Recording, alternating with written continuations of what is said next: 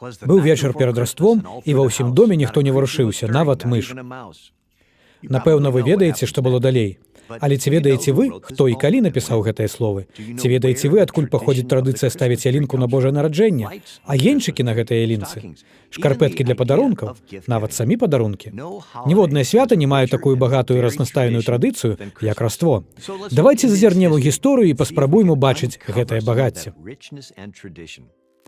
А калі вы не святкуеце Раство, прынамсі вы лепш зразумееце, чаму яго святкуюць многія іншыя. Вось што ведаюць усе.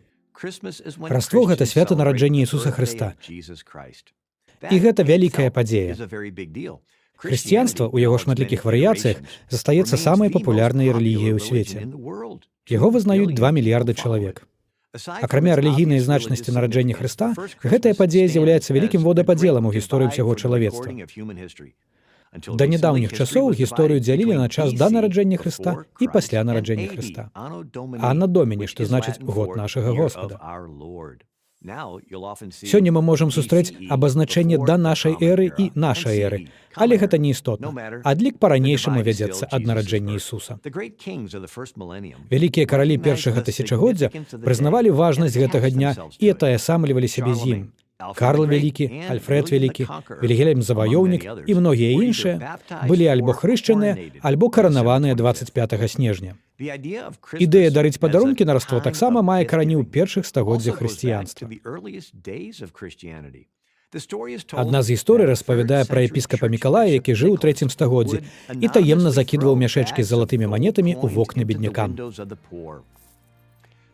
Манеты нібыта траплялі ў боты альбо шкарпэткі, якія сохлі ля печы. Так нарадзілася традыцыя падарункаў у шкарпэтках. Калі Мікалая пасля смерці абвесцілі святым, яго папулярнасць і вестка пра нараджэнне Хрыста распаўсюдзіліся па Еўропе, і кожная нацыя дадала сваю адметную рысу. У Германіі зімовая традыцыя ставіць у дамах вечназялёныя расліны набыла новы сэнс у 16 стагоддзі. Калі рэфарматар пратэстант Мартын Лютэр пачапіў свечкі на ялінку. Ён сказаў сваім дзецям, што свечкі былі як неба над Бэтлеемам у ноч нараджэння Хрыста.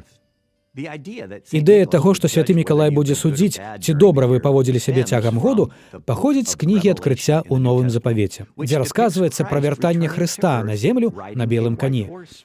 У сярэднявеччы распаўсюдзілася ідэя пра тое, што святы Мікалай быў абраны як пасланец-збаўца. Ён прыходзіць не ў канцы свету, але кожны год правярае, як ідуць справы, і кажа пра гэта Хрысту.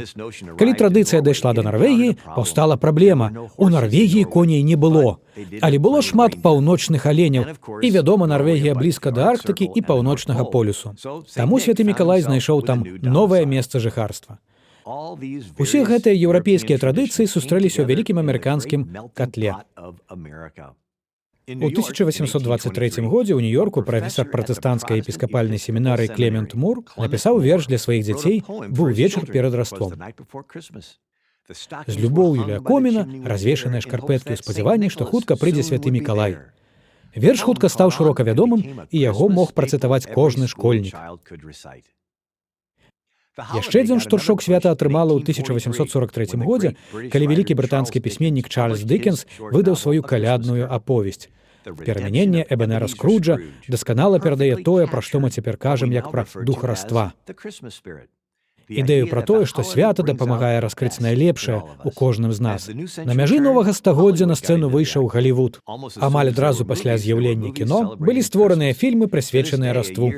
Дагэтуль штогод здымаецца хаця б адзін новы фільм. На Мэдысан-авеню таксама ўбачылі ў Растве магчымасць. У 1931 годзе Кока-Кола наняла мастака Хэдена Сандблума, каб стварыць рэкламу, на якой Санта-Клаус, галандскі варыянт святога Мікалая, п'е Кока-Колу. Вясёлы, белабароды, стары, у яркім чырвоным адзенні па сёння застаецца ўвасабленнем святога Мікалая. І ў сапраўдным духу амерыканскага катла Ірвін Берлін, сын рабіна з Магілёва, напісаў эпахальны калядны спеў «Белае Раство». Шмат хто сёння скардзіцца, што рэлігійны аспект Раства паглынула камерцыя.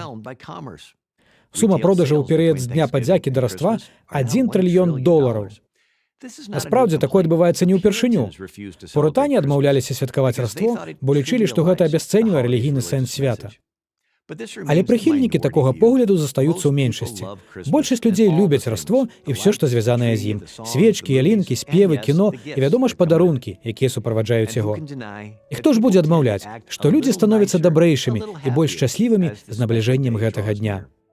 У свеце, дзе шмат варожасці, раство па-ранейшаму аб'ядноўвае нас. Мы ўсе мусім быць удзячныя за гэта. Я Уильям Федерер, аўтар кнігі «Санта-Клаус існуе» для універсітэта Прэгер. Thank you for watching this video. To help keep PragerU videos free, please consider making a tax-deductible donation.